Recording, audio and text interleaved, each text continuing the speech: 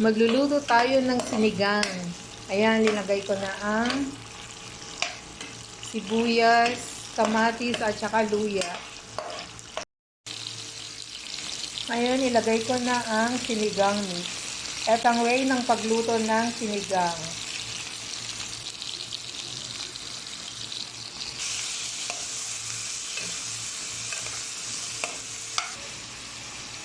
Tapos ilagay ko na ang blue marlin.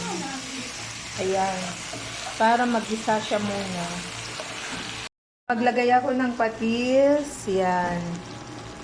Ngayon, lagyan natin ng water.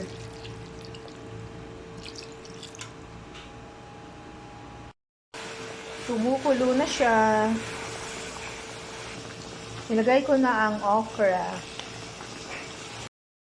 Ngayon naman, ilalagay na natin ang mustasa, fresh na fresh from the garden.